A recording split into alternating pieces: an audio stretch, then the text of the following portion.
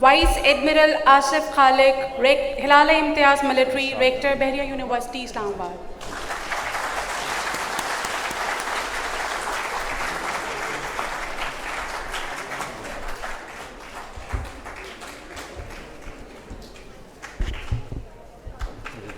Joining him on stage is Major General Muhammad Saad Khattak, Chairman, Pakistan Institute for Conflict and Security Studies, and Dean, Faculty of Humanities and Social Sciences, Bahria University, Islamabad, Professor Dr. Adam Saud.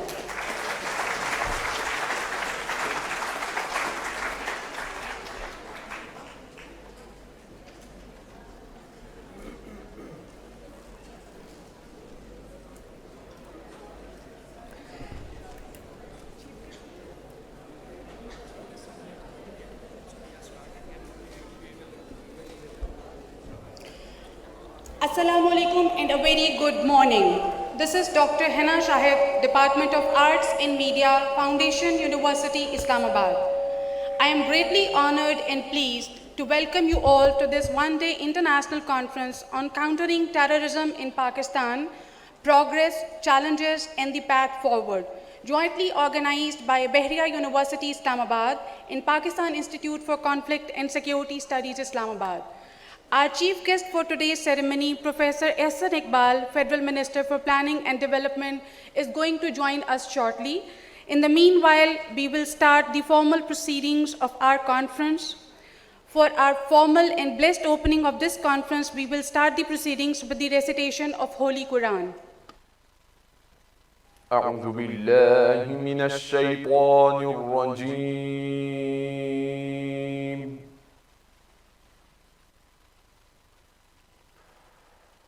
بسم الله الرحمن الرحيم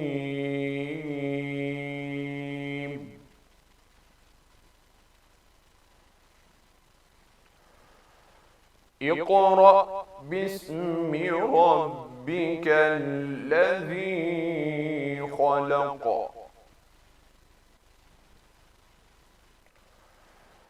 خلق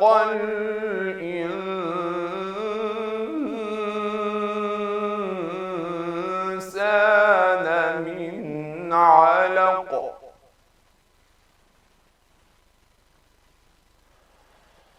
اقرأ وربك الأكرم الذي علم بالقلم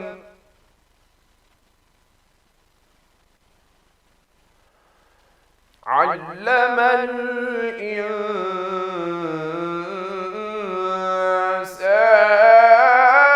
الإنسان ما لم يعلم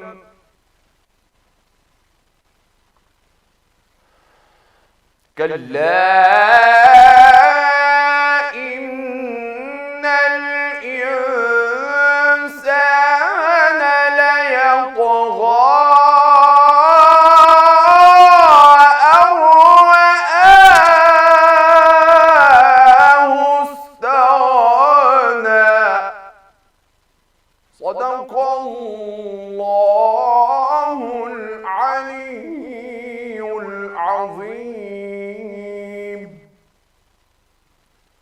In the name of Allah, the most beneficent, the most merciful. Recite in the name of your Lord, who created man from a clinging substance. Recite, and your Lord is the most generous, who taught by the pen, taught man that which he knew not. But indeed, man transgresses, because he sees himself self-sufficient. Indeed, to your Lord is the return. وَمَا عَلَيْنَا إِلَّا الْبَلَاغُ. Jazakallah. I request the audience to kindly stand up in respect of the national anthem.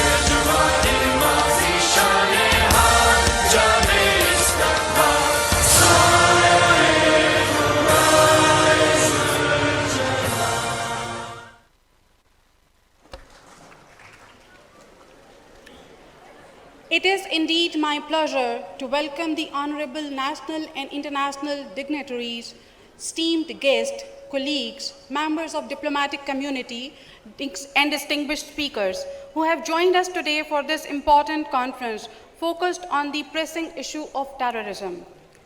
Ladies and gentlemen, terrorism for the last 4 decades has been one of the crucial challenges for not only Pakistan but for the region as well, disturbing regional peace and economic development at the international level.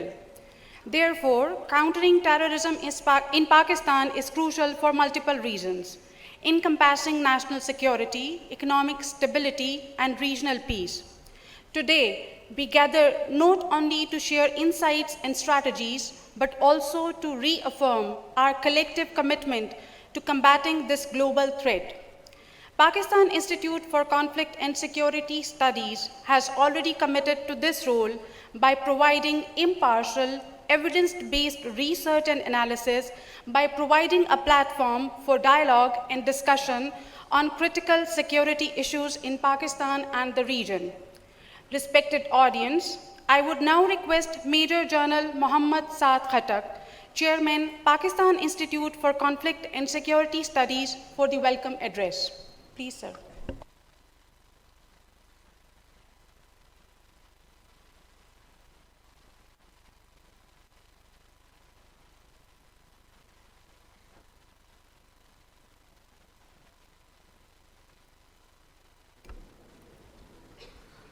Bismillahirrahmanirrahim. Admiral Asif Saab,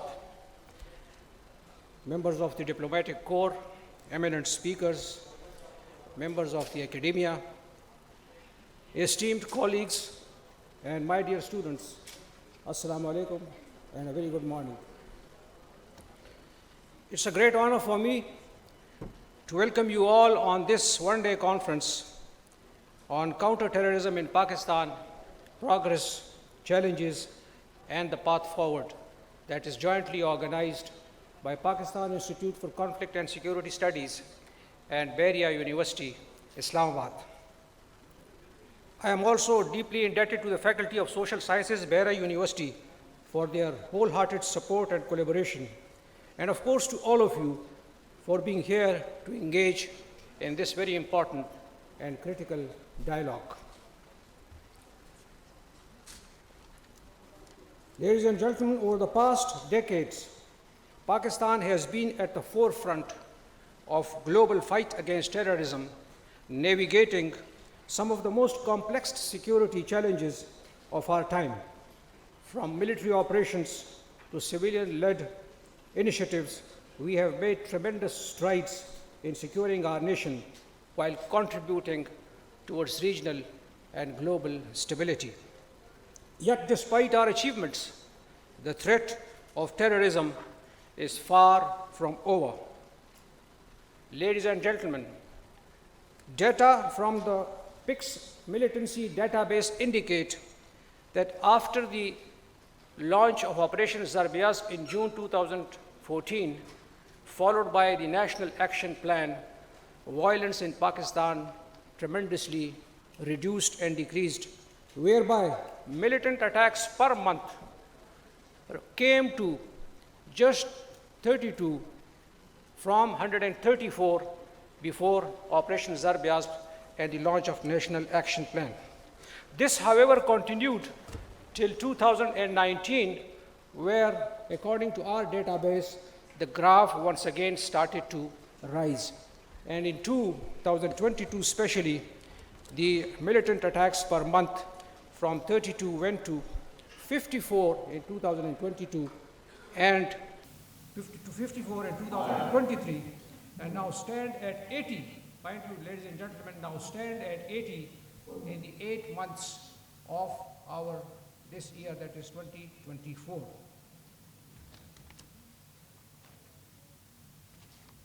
As we gather, besides, gentlemen, our PICS database, we at the Pakistan Institute for Conflict and Security Studies, we also maintain daily, weekly, and monthly security assessment reports, where these are being subscribed by those who wish to know what's happening in Pakistan and Afghanistan. We also have our expertise in research, whereby we conducted numerous researches on the security subjects in the region, that is Pakistan and Afghanistan specifically. We also conducted a research on the financial system of the madrasa system in Pakistan and Afghanistan, which was later on compiled in the shape of a book. We are also now about to launch another book on Afghanistan, inshallah, next week. The flagship event of Pakistan Institute for Conflict and Security Studies continues to be our effort on Pakistaniyat, where we try to reach out to the youth of the country, across the country, in various universities, where we visited almost all universities in the country and formed our team Pakistaniyat. And I'm hopeful that after this event, the youth of Bahria University will also become part of our team Pakistaniyat, inshallah. Reflect on the path that we have traveled, the lessons that we have learned, and the challenges that we are facing. It is a platform. It is a platform for candid dialogue, bringing together military, civilian officials, policymakers, scholars, civil society, members of the diplomatic corps, and of course our future leaders. Together, we will share insight, examine best practices, our successes in the process. We should also critically analyze the shortfalls of our entire effort. And that is why the terror network once again rising. Once again, a very warm welcome to all our distinguished participants, both sitting here and of course those remotely. Thank you very much for being here. Thank you, sir, indeed, for this insightful information about the subject. Ladies and gentlemen, as of 2024, the situation regarding terrorism in Pakistan has shown some evolving trends and challenges. Security forces, minority communities, and political figures have been their primary targets, raising concerns about the overall security environment. The ongoing political instability has complicated counter-terrorism efforts as different factions may exploit insecurity for their agendas. Ensuring the safety of population is paramount, and the collaboration among various segments of society is more crucial than ever. Who could better lead this collaboration than academia by enlightening our young minds of the terrorist strategies and tactics of using social media to spread their ideologies and recruit followers?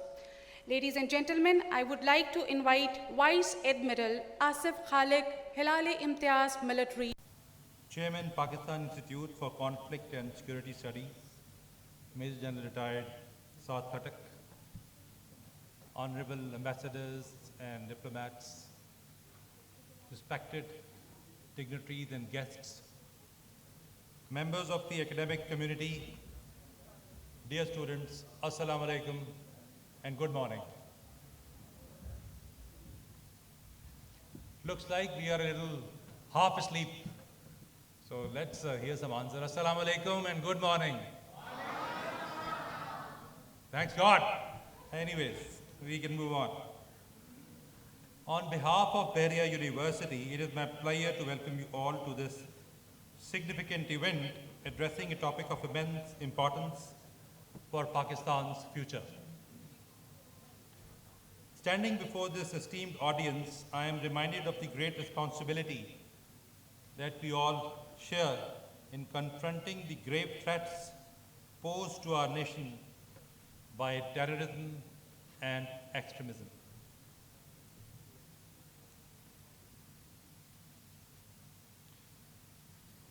Issues that demand our immediate and continued unwavering attention. Terrorism is not merely a security issue. I think it is a complex, ongoing crisis affecting our social fabric, economic stability, and the essence of our political and national landscape.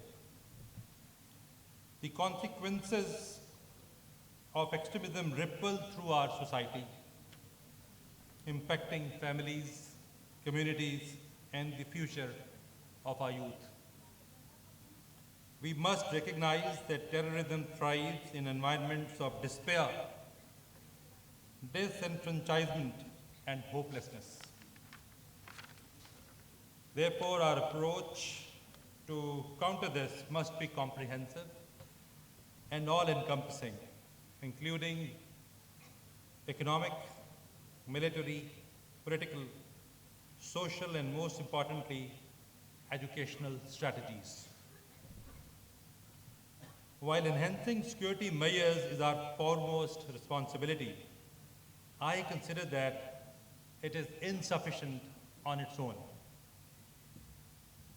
Our armed forces and law enforcement agencies have made tremendous sacrifices in the fight. However, we must address the root causes of extremism and tackle the underlying factors that fuel radicalization and violence. Poverty, lack of education, and limited access to opportunities create fertile grounds for radical ideologies. We must therefore invest in economic development and education, particularly in regions most affected by the terrorism.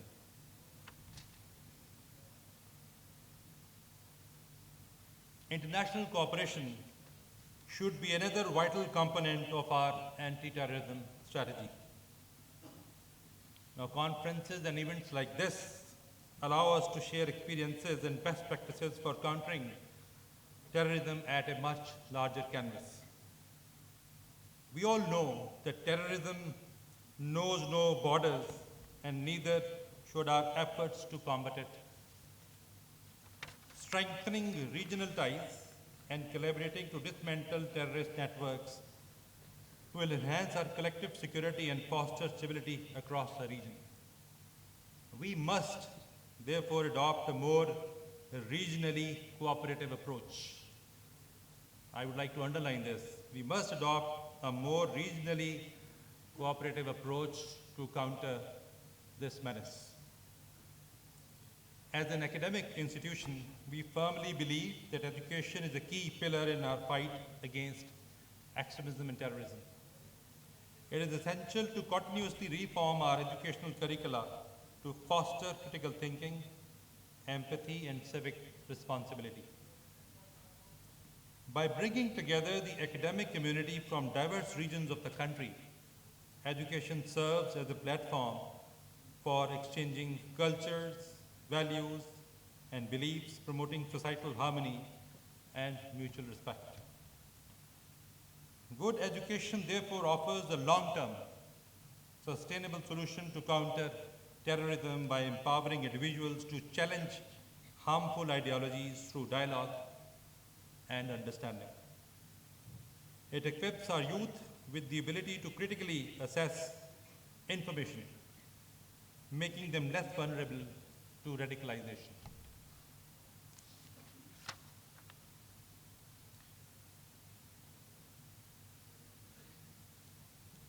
Through education, we can therefore not only address the ongoing threats of terrorism, but also target its root causes, ultimately building a more informed, resilient, and united society.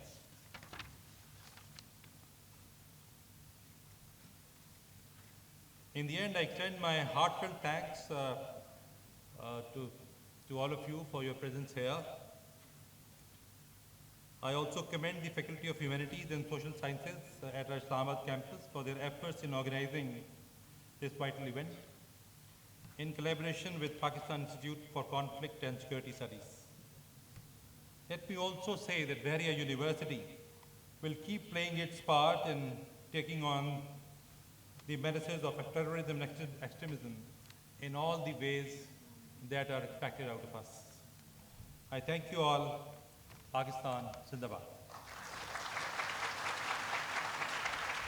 Pakistan has worked with various countries and international organizations to strengthen its counter-terrorism capabilities and share intelligence.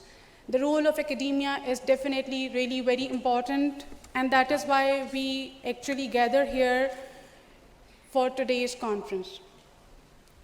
Ladies and gentlemen, we would be waiting for our chief guest who would shortly arrive. I know it's very difficult to stay patient, but this is how we are going to face and to sort out different issues. Ladies and gentlemen, please put your hands together to welcome our chief guest for today's ceremony, Professor Ehsan Iqbal, Minister for Planning and Development, Government of Pakistan.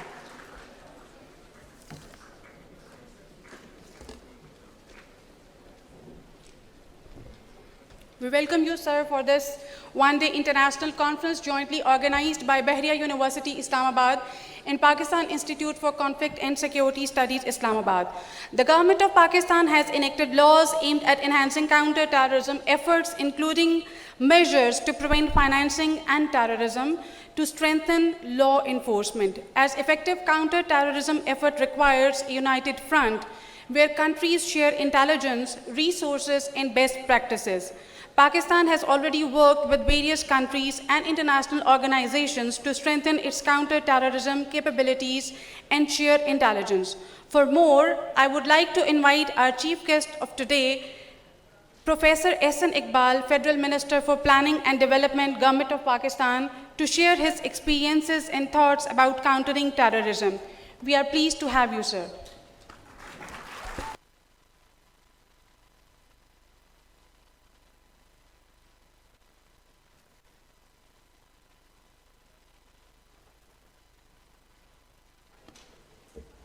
Bismillah ar-Rahman ar-Rahim.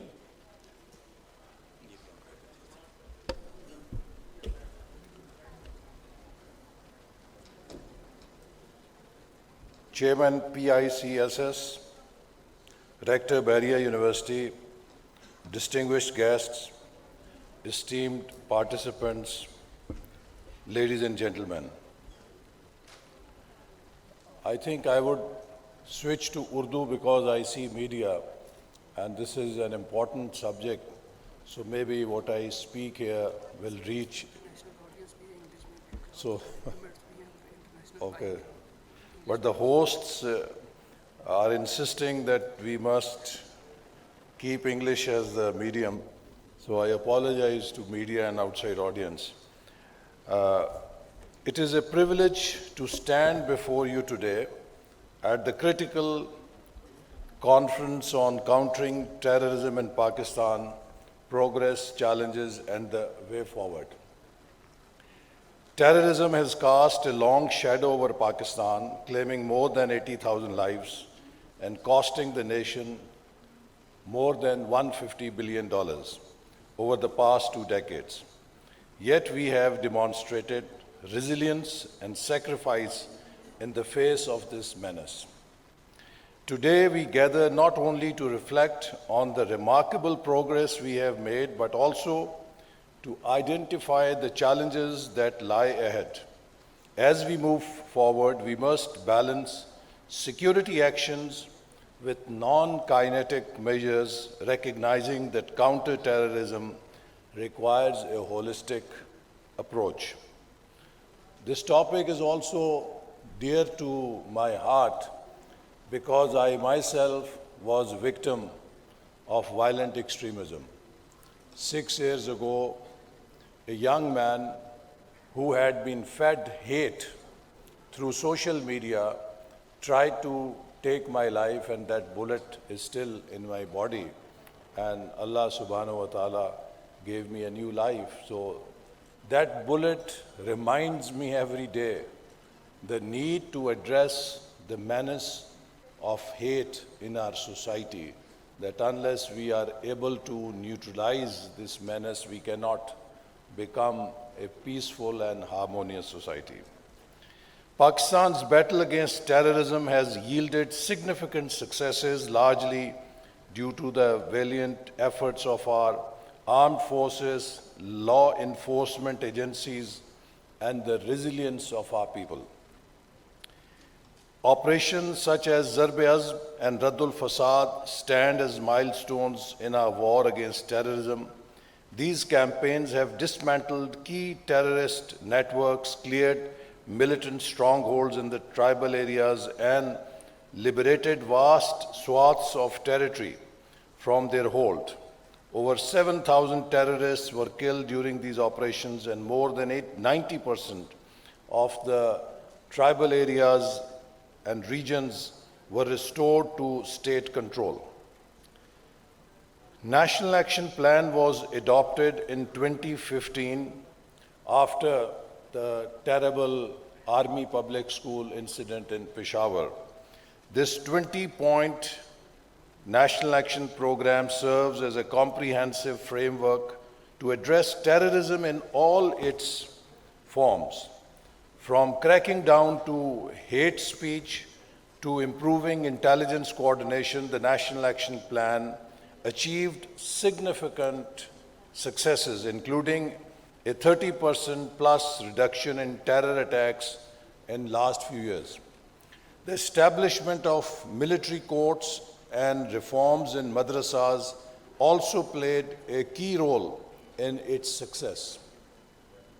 Pakistan has been at the forefront of fighting terrorism not only domestically but also on international stage.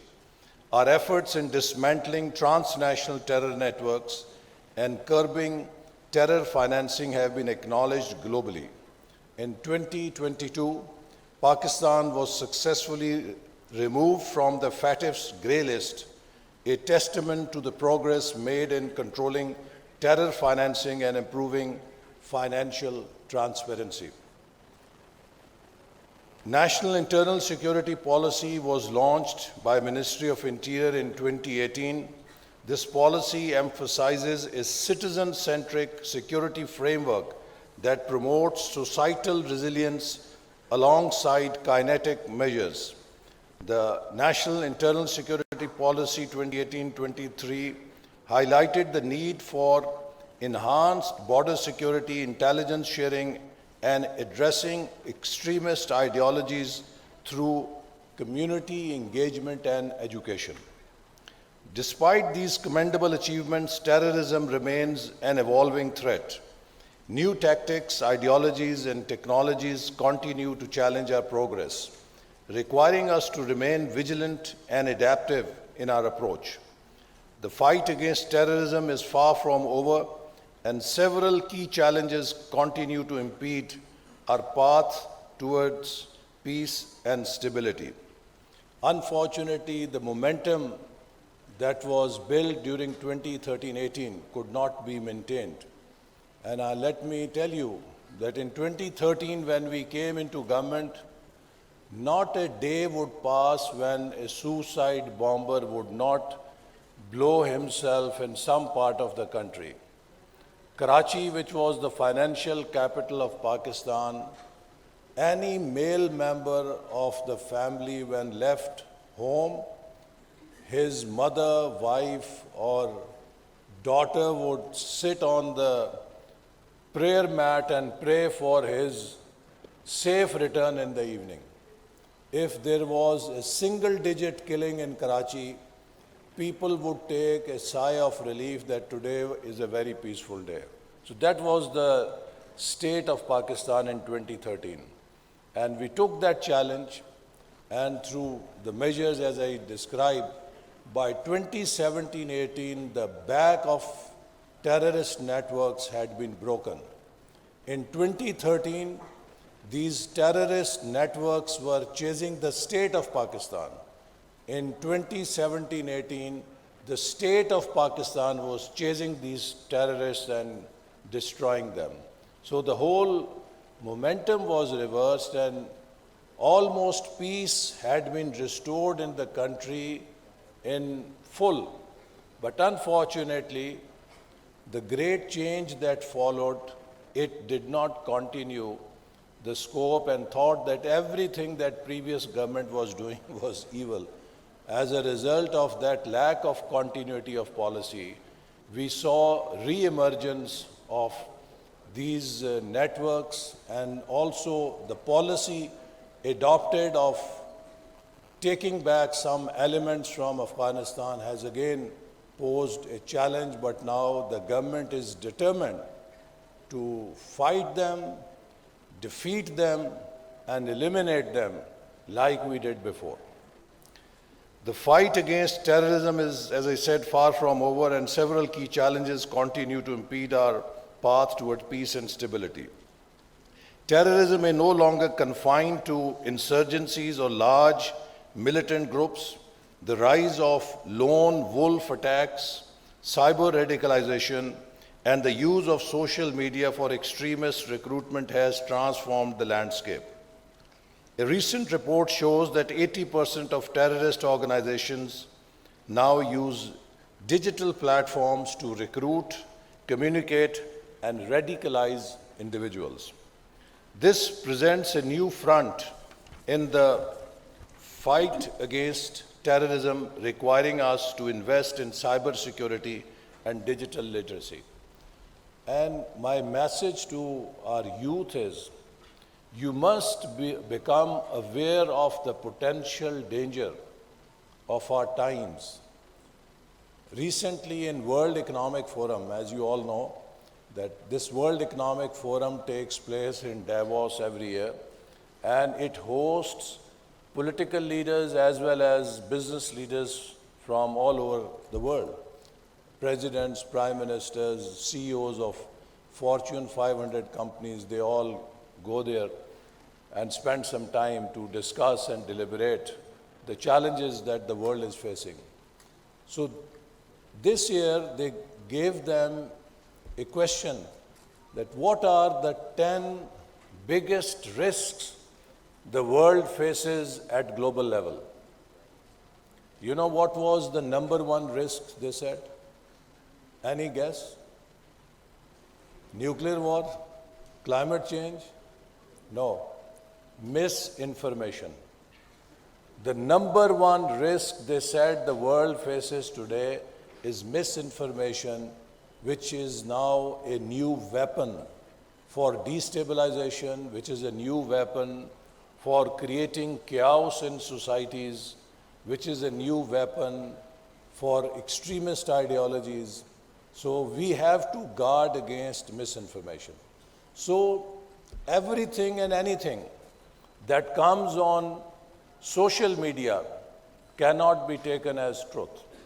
And our youth must develop this ability, a cognitive ability, that they must verify and they must see the authenticity of information being fed to them. Because now data analytics with social media, the two have become a very lethal weapon. You can be manipulated without you knowing who is manipulating you in which direction. So what we have in Quran 1400 years ago is relevant today, most relevant today, that whenever anyone brings you news or any irresponsible person brings you a news, do not believe in it until you have verified it, lest that you may have to regret that why you believed that information. So this duty to verify any information that is brought to you was given to us as a commandment of Allah subhanahu wa ta'ala, and it has become most relevant in today's age of misinformation. Any message which feeds hate in your mind must be rejected, because hate is the starting point of extremism, and extremism it is starting point of terrorism. This goes full cycle. So we must be very careful. I remember I once was attending a workshop in France on extremism and terrorism. So what they were discussing was that what promotes terrorism and extremism in behavior. So there were many explanations. Some said lack of education, some said lack of economic opportunities, some said lack of justice, and blah, blah, blah, so many factors. So there was one German professor who happened to be Jew. He was professor emeritus at Oxford University, 80-year-old, very old man. So he was also attending that workshop and he kept listening to the discourse and discussion. So then in the end he said, how do you explain that what happened in Germany through Nazis? Were German people illiterate? Were German people uncivilized? They were the most civilized people in Europe, so a very educated nation. But what they did at that time, today they feel so sorry that they would not even like to be reminded of that period. So why did that happen? So he said, humans are the best form of creation.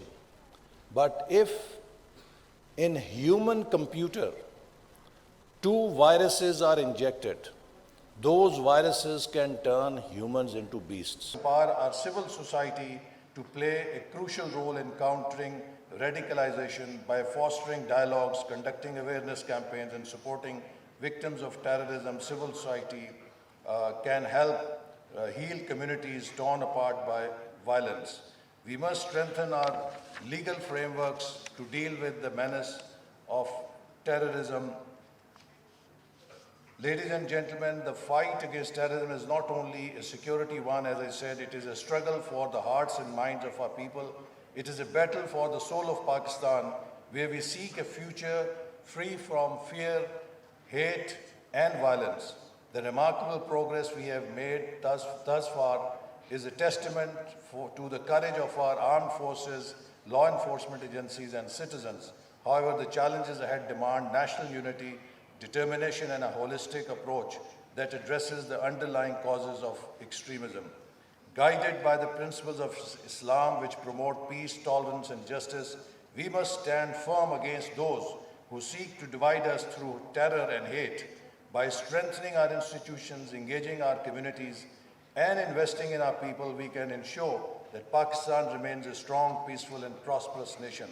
Let us continue this journey together, resolute in our commitment to defeating terrorism in all its forms and building a brighter, more secure future for all Pakistanis and above all for the youth of Pakistan. Pakistan Zindabad.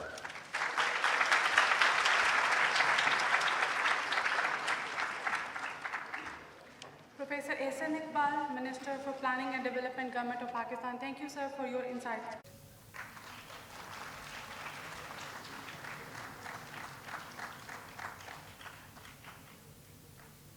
I request the Managing Director, Pakistan Institute for Conflict and Security Studies, Mr. Abdullah Khan, and Dean, Faculty of Humanities and Social Sciences.